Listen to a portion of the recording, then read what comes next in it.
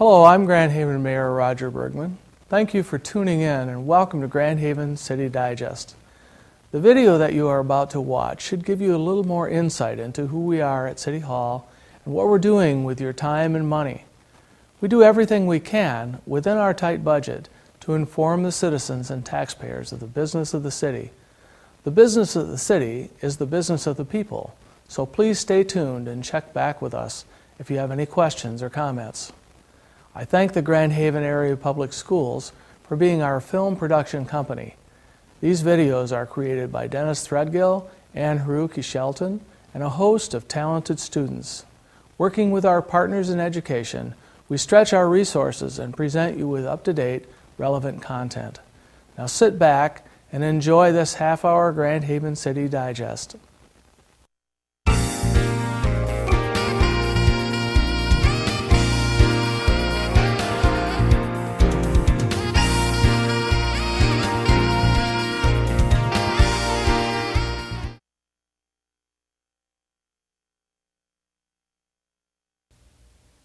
Good day and welcome to Grand Haven City Digest. This is our city's effort to bring you all of the latest information about important issues and how they might affect you, the Grand Haven city resident or charter cable television viewer. Today we've got a very good show for you. It's a show about our city's infrastructure, in particular the city's sanitary sewer system. Today we'll be talking about both the collection system of our sanitary sewer system and also the wastewater treatment plant located over at Beech Tree in Washington in Grand Haven. To help me tell you about our sewer system, I've brought together three of the foremost experts in Grand Haven, people that know the most about our sewer system and can bring us the most accurate current information about Grand Haven's sanitary sewer system. Joining me is City Council Member Dennis Scott. Pat. Hi, Dennis. And also joining me is Bill Hunter, our Director of Public Works for the City of Grand Haven. Hello, Pat. Hi, Bill. We're going to start off with just a little Q&A to talk about our sanitary system and what constitutes the sanitary system in the City of Grand Haven. I'm going to start with Bill. Tell me, how many miles of sanitary sewer lines are there in the city? We have 58 miles of sanitary sewer in the City of Grand Haven. 58 miles. Now, are all of these sewer lines running beneath our streets, or are they running through alleys, yards? Where are these sewer lines located? Well, Pat, it's a combination of all that you just said. All of them are in right-of-ways or they're in easement areas. Okay, when you say right-of-way, you mean from the curb to the curb, or? Yes, right-of-way and street right-of-way, alley right-of-ways, and there are some easements that just cover the center line and probably 10 feet either side of the sewer line. Okay, so when we talk about the city's public sewer lines, we're talking about all those lines located on those public properties? Correct. Okay, and about how many private customers do we have, private sanitary leads coming off of those lines in Grand Haven? We have 4,600. 4,600, and sometimes I know somebody had to tell me this once, so I want to make sure we tell the viewers. What is the difference between a sanitary sewer and a storm sewer? The difference between the two, the storm sewer is actually the catch basins you see out in the road. It's just for rainwater. The sanitary is what you flush down the toilet. Okay. And the stormwater would go directly into the river? Correct. Directly into the river through outfalls around the City of Grand Haven. All of our discharges either go right to the river or they're actually absorbing into the ground. Okay, and where does the sanitary wind up? Sanitary winds up at the wastewater authority on Washington. We'll talk to John a little later about what we do with that wastewater when it gets to the plant. Also joining me, as I said, is Councilmember Dennis Scott, and Dennis brings a special background to the City Council. Dennis, you worked for the city for a number of years. Where did you work for the city and for how long? I worked for the DPW, street department back then. I worked there 36 years. 36 years. That's a long time. Now you can do 36 years on council and you'll balance the two. What did you do there at Public Works?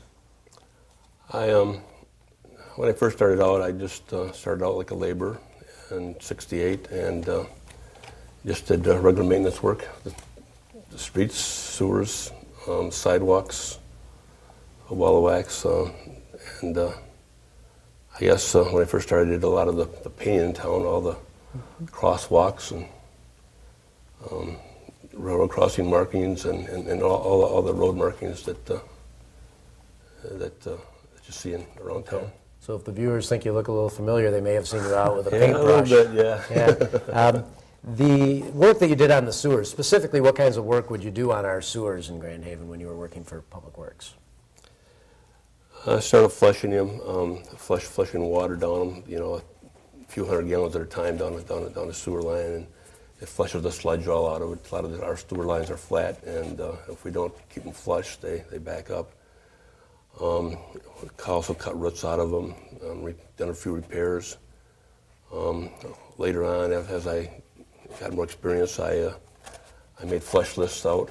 I made maintenance lists, cut lists for cutting roots out of them.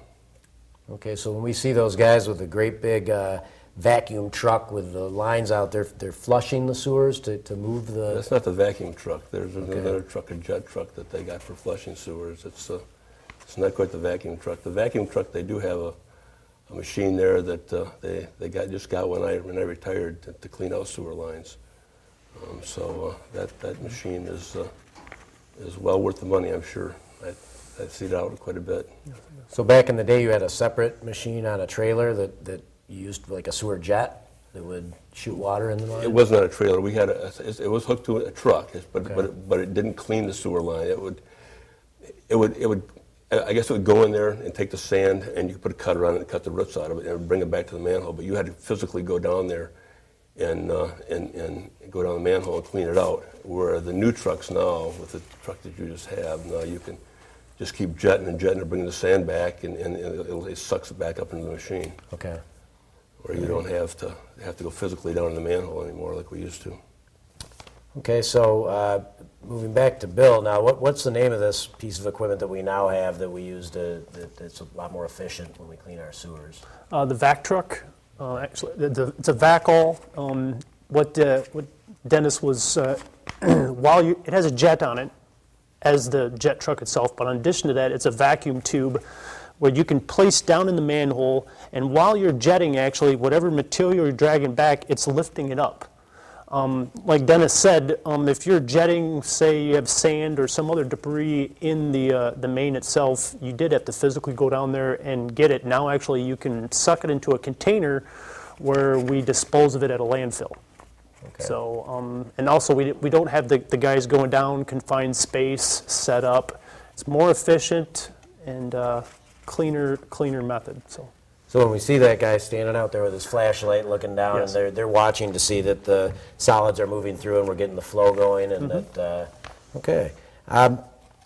Explain to us a little bit about how the problems that we have with an aging sanitary sewer collection system impacts all of our city operations. Yeah, you got to look at it this way. We have the Department of Public Works is a big umbrella in the city of Grand Haven. We have, just like, I guess I'm going to compare it to like any business. You have so many guys. We have 29 guys that can work on our system right now, but these 29 guys are, we have water, we have sewer, we have parks, we have facilities.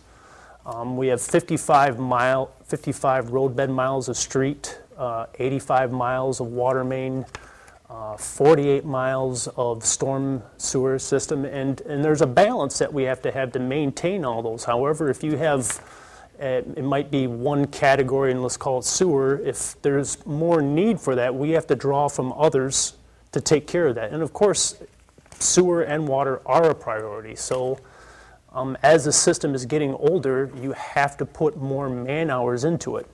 And you have to put the same man hours even with an existing system to maintain it. So just because you replace it, there's always man hours or maintenance involved in still maintaining it, even if it's newer pipe.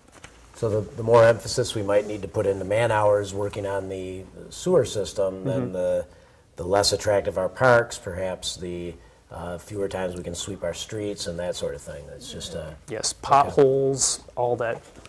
And what is our annual budget this year for cleaning out all the sewers? What do you think we spend on that? We spend $273,000 we have budgeted, and that's about $175 for That's for our maintenance of our lines themselves, and $100,000 for the maintenance on our lift stations. So it fluctuates between 220 to 275. Okay. Could you just, real quick, basic as you can be, tell us, maybe I'll ask Dennis this one because I know, and this is a little bit off the subject, but how does the sewage get from our homes to our treatment plant? Well, they, depending on where your house is, but it basically goes out of your house into a sewer main that's either in the right-of-way, they'll talk into the road, or an easement, and it flows to a mainline sewer, which just keeps getting bigger like a stream, and the furthest down the stream it goes, the bigger the bigger the stream gets. And as it goes down, it has other side sewers that it's taken at the same time, so the stream gets bigger and bigger. And in fact, in one area, the Spelder Street area, that it takes the whole southwest part of town by the hospital area, and also a large part of the East End area, and moves that all the way down to Spelder Street across Madison to the old sewer plant with a big pumping station there that pumps it back to the new sewing station, the new sewer station. So anyways, that's okay. So basically how it goes. You know, basically for someone like me, I guess it flows downhill for the most part. Most part. But then we have to lift it back up in some instances, and these are the lift stations Bill mentioned. We have lift stations that we right, and you can only let sewage go so far down because it's hard to maintain them after they get so deep, and they're hard to build down when they get deeper too. So you let them get down as deep as you think is possible, then you have to build a lift station, and you pump that sewage up to an area that just starts all over again. It starts it back down gravity again. Okay. All right, and let me ask you to put on your city council hat for a minute and take off your DPW hat. What do you think about the priority of continuing to invest in our sanitary sewer collection system? Is this something that you feel is a priority for Grand Haven? Yes, there are a lot of those sewer lines in Grand Haven that need to be replaced. There's no doubt about that. But it's not just my concern replacing them. I like to see them done in an orderly way. We just don't want to just replace lines. We want to make them flow better, if there's a way to do that.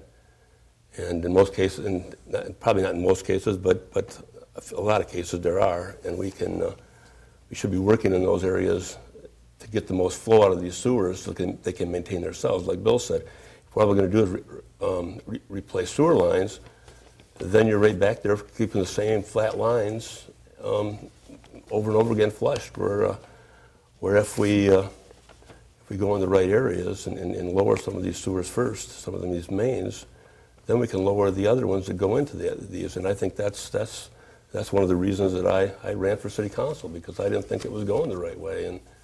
And I thought, and I think we can do a better job than what's been done. Okay. Bill, the idea of the combined system, I've heard that talked about a lot, of combined sanitary and storm system. What's behind that? What do you mean combined, and what do we mean separated system? I believe we've separated ours. Yes, I think the last separation project we had was 1958. We had several of them. I might be wrong, but I think that's the last plan I can find where we did separation. Back in the day, it was common to have everything combined, and like Dennis referred to, oversized pipes, because at the time when they designed for the anticipated water going to hit that impervious surface, hitting the catch basins, and then actually helping to flush the sewer to the wastewater plant. However, in that same aspect, if you had a backup, you have now the possibility of that sanitary also going into. So that's why the separation, at the time you had to separate. Okay. Well, I think we're going to wrap up our discussion about our collection system. I want to thank both you guys for sharing some of your knowledge about how these systems work and how we get our sewage from our homes and out to the plant, yes, and eventually into the river. So again, I'd like to thank Bill Hunter, the city's Department of Public Works Director, and Dennis Scott, City Council member and past Public Works employee. Thank you, Pat. The city of Grand Haven celebrated its 175th birthday in 2009. It was ranked number 2 by the USA Today Gallup Happiness Index as being the hub of one of the most beautiful communities in the country. Grand Haven is a healthy, vital, and exciting community. The city provides a sustainable service package that is the envy of many small communities. Being blind in this community is really, aside from the wonderful harbor transit that's there for us when it's raining, snowing, whatever, we now have some audible traffic signals at the boulevard, and will have them on some of our other made intersections soon, that give us a much more safety when we do walk and cross streets. Now that's not, every community cannot say that. These are top grade audible signals. The streets are safe and pothole free, the parks are pristine, and the view of Lake Michigan is breathtaking. Well, I think it's just the comfort of living here. It's just a remarkable town. I think the government pays attention to what needs to be done. I think they continuously upgrade and remodel. I think the schools are next to none with their science Olympics that they win. Most often they're placed in the top in the nation. They have a wonderful fine arts program of music and art and things of that nature. And they excel in academics. Our drinking water is drawn directly through the sand bed of Lake Michigan, the only direct filtration submerged intake system on the Great Lakes, and the taste is perfect. To learn more about the city, you can visit them online at grandhaven.org. We continue our discussion on Grand Haven City Digest about the city's sanitary sewer system and continuing our series on the infrastructure of Grand Haven. And through the magic of GHTV, we've replaced Bill Hunter with wastewater director John Stuparitz, who is the director of our wastewater plant in Grand Haven. Welcome, John. Hi, Pat. And thank you for joining us today on Grand Haven City Digest. Dennis Scott, City Council member, remains with us. I want to start out talking a little more about how things get conveyed down to John there at the wastewater plant. And ask Dennis, where do you think in the city are the worst sewers? Where are we in the worst shape in Grand Haven? I think Beacon Boulevard, between Waverly and Penoyer, that area right there is very bad sewer line. We've had a couple breaks there that I know about. One between Grant and Colfax, where a ladder was broke off, and we had to reroute that lateral across the small churches right there in the corner of Grant and Beacon, and we routed that over to Grant Street. Then a couple years later, there was another break on Beacon Boulevard between Colfax and Waverly. And if it wasn't, we looked inside that line to see if there's any laterals in there. We televised it to look and see if there's any laterals, and there wasn't any. So we were able to cap that line off at Waverly Street, and we put another cap in it, of course, at Colfax Street, capping that line completely off. And then we rerouted that line down to Waverly Street. We were able to get enough flow to bring it to Waverly Street and down that way. But if that wouldn't have happened, we'd have been in the northbound lane, breaking both lanes of the northbound lane out and putting all that traffic through Grand Haven. So I think that's probably one of the most critical spots that I think should have been done, probably before Beach Street and Waverly. But that's well, those are done now. But that stuff that when you cap it off at each end, do we just leave that in the ground then, so we don't have to tear up the? That's correct, of course. Because there's a break there, it's going to be filtering sand in that sewer line, and how hollow it gets underneath the, Beacon Boulevard. I guess we should kind of check that out, I guess, once in a while. Anyways, I think I don't think it's going to really take that much sand, really, anyways. But that sewer was capped off on both ends. So right now, the sewer that comes down from Woodlawn Street goes down Waverly. And then that section between Waverly and Colfax Street is sealed off. And then it starts out again at Colfax Street and goes to Penoyer now. And okay. There are laterals the rest of the way, so we couldn't do that if it was another spot. So, and along with that, there's old 4-inch water lines in there too that can be replaced at the same time, and they're in bad shape too. So that probably is the next section we should probably be working on. Okay, and just a opinion I'd ask of you is, do you think it's a better idea to kind of wait and see where our sewers collapse and where we have problems, or are we better off trying to get out and replace those sewers that we fear are getting older and may collapse? It's more expensive, I think, to wait for an emergency situation where you have to stop doing everything you're doing and take equipment over there and try to fix an emergency repair than it is to plan replacing some of the lines that need replacing.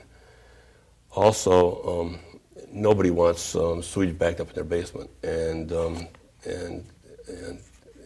in some cases it could be a large amount. So I'm sure most people in town would rather much have their sewers fixed than have all that sewage in their basements. Yeah, especially if it's more cost effective in the long run. Now, we know where the sewage is not supposed to go is in people's basement, but where it is supposed to go is out to our friend John Stuparit's workplace at the Grand Haven area wastewater system. John, wanted to ask you a few questions about the quality of the water that you get and the quality of the water that we dump in the river. Can you characterize that? Is it a dramatic improvement, and how is it compared to the water that's already in the river when we put it in there? That's a great question. It's a question that I get when we give tours to almost all of the groups. Someone always asks that question. And there's a lot of ways to measure the quality of water. I think many times we're much cleaner than the river is. We have rain events, the river gets pretty mucky or dirty. If you were to measure the suspended solids in the river or the phosphorus in the river, it probably gets quite high. I think one thing very, very nice about our treatment facility is that we have sufficient capacity to do a good job all the time. We have a very consistent influence, both flow-wise, hydraulically and organically, and so that we're always able to do a good job. And consequently, many times, I think, again, depending on which parameter you measure, I think our discharge is much cleaner than what the river is. Well, that's probably really a surprise to many of our viewers to think that the effluent from our wastewater plant's cleaner than what is already out there in the Grand River. Right. Well, now, our plant. What year was our plant built? Our plant was constructed in the early 1970s, and we actually began receiving and treating wastewater in the fall of 1973. Okay, so the fall of '73. So before that, we were over at Adams Street. Right, we alluded to earlier, there's a large lift station on Adams Street, very close to the Grand Landing site now, and we still have, actually part of our facility is a very large pump station at that site. So. Okay, and how many years do you think we have left in our current location, our current facility? We have a lot of capacity, both hydraulically and organically. We had a major expansion in 1989, which gave us both hydraulic and organic capacity. Right now, we're currently running at about 50% of our design. So, depending upon growth, whether it be residential or commercial or industrial, depending upon that pace, I would think at least 15, 20, 25 years. Okay. And say someday, if in the future, in that 15 or 20 years, we would be looking at a replacement plan, what do you think that would cost in today's dollars? What do you see happening in other communities of our size that are replacing their facility? When our plant was constructed in early 1970s and 73, the plant cost a little over $6 million. If we were to construct that same facility, including the improvements that we made in 1989, I think we're probably looking in the ballpark of $30 to $35 million, somewhere around there. Okay. Tell us a little bit about the Grand Haven Sewer Authority. How's that organized? Who's a part of it? Okay. When the plant was formed back in the early 1970s, the communities of Grand Haven and the village of Spring Lake got together and decided, hey, you know what, I think if we form a joint treatment facility, it would benefit both communities. So in early 1970s, 71, 72, the Grand Haven Spring Lake Sewer Authority was formed. And that body was formed with the idea that they were going to construct this joint facility to treat wastewater. As the years went by, I believe it was 1982, we had two other communities. The city of Ferrysburg and Spring Lake Township joined our facility, and then in 1986, Grand Haven Township came aboard. So we currently have 5 municipal units of discharge into the sewer authority. Okay, and they're all in joint control of the overall organization. That's correct. Via the board. Yep, each community, the original 2 members communities, Grand Haven and Spring Lake, have 2 votes, but then each of the other communities has 1 vote on that body. Then we have a member at large. Okay, so. And having served there for a while, do you get a lot of controversial topics where you get split votes and heavy debate about sewage in Grand Haven? You know, I'm really pleased to say that all of the communities work well together, okay. And that's really the way that it should be done. I think we're really a model for other facilities. I know since I've been treating wastewater and been in the business, other communities now are going into these joint ventures, whether it be an authority or just some type of regional facility, and so I really think that's the way to go, and we're seeing that throughout Michigan. Okay, and I would comment as a member of that board and also the manager of the city. It's a very well-run, well-respected organization. You and your staff do a good job over there. We've got a lot of confidence, so that really helps in the governance of the authority when you're confident with the way things are being treated, and the fact that we've got a 40-year-old facility with 20-some years left on it. It really is a testimony to the good stewardship of that resource. Now, something that's really cool that I want to throw out here that John brought with him today is a method that we have of replacing sewer lines. We've talked a lot about leaky sewer lines, collapsing sewer lines, problems that the city of Grand Haven has with their infrastructure that conveys the sewage to the plant. And there's a way we can do this. It's called trenchless technology, where we don't have to build a trench. Maybe you could tell me a little bit about that and where it's going on now. I'll ask John to comment on the technology itself, and then maybe Denny could tell us where we're doing this. Yeah, just recently, in fact, within this past week, there were several streets within the city that I'll call it were getting a facelift. And what I mean by that is they were actually upgrading our sanitary sewer system without having to dig and cause all types of disruption and so forth. And they were doing that by what they call an in situ form pipe replacement. They can actually take, it doesn't start out like this, but it's actually, if you will, almost like a sock, but it's a very pliable cloth-like material that they will run down an existing line that's been determined to have a lot of leaks, or it's broke, or it needs to be repaired. They can run a sock-like component down that line. They know wherever all the laterals are coming into that line, and then they'll put I believe it's like a heated resin down this sock-like structure, pushing it to the side of the walls of the pipe, whatever diameter it is, whether it's an 8 or 10 or 12 inch or whatever size it is. And then eventually it'll cool down and it gets hard, and it takes a shape of, much like if you have a cast, if you break an arm or leg or something, they put a cast on your arm. This is somewhat similar type of material and structure, and like I say, that really allows a community to do significant repair to a line without all the intrusion and construction and holes and stuff like that. Okay, so we're taping this show in December of 2010. Dennis, where is it we're currently putting this in Grand Haven? Well, as you know, the lines that we're putting in are really flat lines. They're lines that didn't have a very good flow to them, and we're hoping this is going to smooth the lines out and allow them to flow better.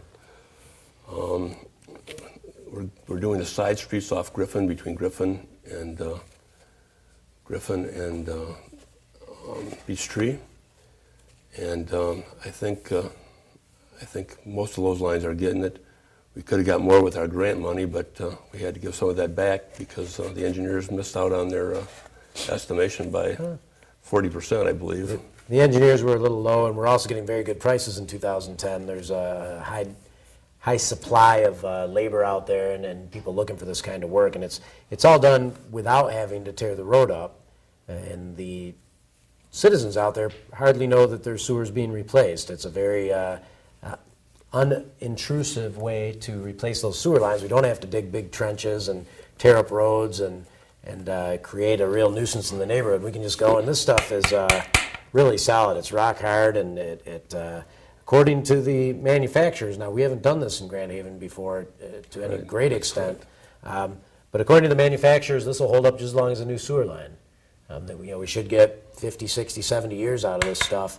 And as John had pointed out, after the sock is inverted and put in there, then a machine goes through there and is pre-programmed to cut a hole where those laterals come into the pipe. So we don't have to tear up the road at all. It's done all without. Right, and that's a good idea for areas that we can use this technology in. And I think there's a few in town that we can do that. So okay. I think that's something worth looking at again. Dennis, I want to ask what you think in terms of you're out talking to your neighbors and friends and supporters a lot. Do you think the people in Grand Haven have a pretty good feel of the condition and the shape of their infrastructure and what we're up against here? I think most of them know. The ones I've talked to know, I'm sure, but yeah, I think most constituents in Grand Haven know that the sewers and the water lines in Grand Haven are in bad shape. But I think they need to know, and I think they want to know, the areas where we plan to do it. So if we're asking for more millage or whatever to do this later on, I think they need to know up front what areas we're going to be in and why we're going to be there, and the order that we're going to do them in. So maybe we could do a lot more of these shows to make sure we tell them where we're doing the work, and we can try to get in these shows will be not only shown on Charter Cable TV, but also put on the city's website at www.grandhaven.org. Turning back to John, and just to talk quickly a little bit about technical treatment science. What do we call the type of process that we use to treat our sanitary waste? We have what is called an activated sludge treatment facility, and really what that means is that we are a biological treatment facility. The majority of our work, the cleaning of the water, if you will, is done biologically. We have a large aeration tank, or a tank that holds different types of organisms, both bacteria and protozoa. We culture those, and that's actually what performs our treatment at the plant. So we try to reduce the chemicals and reduce the artificial means and try to promote a more natural process? That's correct. Anytime we can eliminate a type of chemical or a chemical addition and accomplish that same process biologically, that's what we do. And that would be a more green, what we would call a green approach to wastewater treatment? Absolutely. What is it you like to call our plant? You don't call it the wastewater plant. You like to call it... The Grand Haven Spring Lake Sewer Authority, that's the name that I use. I think it's a little bit more generic, if you will. We are a regional facility, and so I'd like to promote it as such, and because we do. We treat from 5 different municipal units. Okay.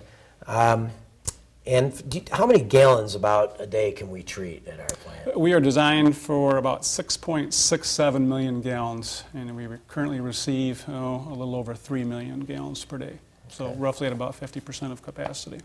Now, have you seen clear water inflow? And maybe describe to us a little bit about what clear water inflow is. Yeah, from time to time, we will get, during what I call a significant rain event, and a rain event that is of an inch or more, we will see, we measure each community's flow into the treatment facility. That's how we build the communities.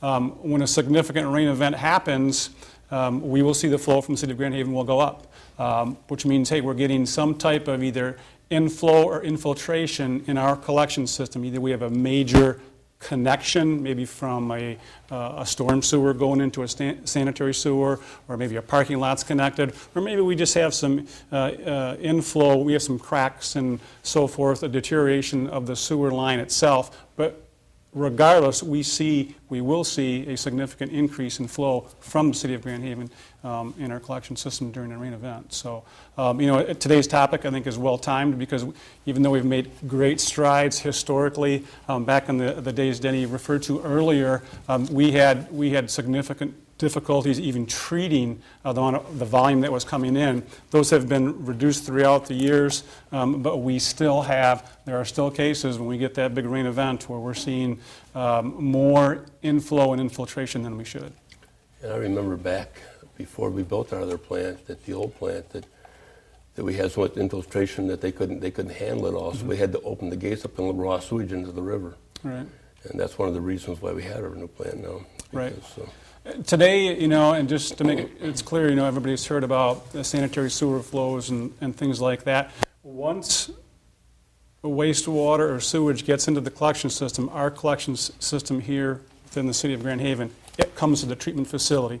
We don't have the ability to bypass or to have overflows. Once that gallon gets into our system, it comes to the treatment plant for treatment, and then it is discharged into the Grand River. So, a lot of communities aren't that lucky. They get in so much that they can't treat it, like you said, and then they have to actually discharge it with minimal or no treatment. And we just can't do that. We don't have that ability. So we have not discharged any raw sewage into the Grand River. That's correct. For a long time? As long as I can remember, before my time. Okay, so we're doing it the right way, we're doing it, and it's not the cheapest way to do it either. I think our residents feel that each 3 months when they get their bill. It's not the most economical way to treat our sewage, but I think it's the right way to treat it, and it's permitted by the state of Michigan, and it's very significant oversight. We're currently continually getting inspected and permit reissued. That the Environmental Protection Agency has some sway over the city, so we're well regulated, well accounted for, and really well operated. Our guests today have been John Stuparitz, the director of the, tell me again, the sewer... Grand Haven Spring Lake Sewer Authority. Grand Haven Spring Lake Sewer Authority. I need to continue getting that name practiced. Dennis Scott, City Council member and past Public Works employee at the City of Grand Haven. And Bill Hunter was with us. He is the Director of Public Works for the City of Grand Haven. Thank you for joining us on Grand Haven City Digest, and we look forward to bringing you more current information about not only the condition of our infrastructure. It's old, it's getting older, it needs our continued attention. It's one thing that we can't get back. If we lose it, it doesn't come back on its own. It's something we need to fix and maintain ourselves. But there'll be other items coming forward to you via Grand Haven TV, and we'd like to thank the Grand Haven Area Public Schools for being our partner and bringing this vital information into your home so you know a little bit more about what's happening right in your backyard here in Grand Haven. Thank you.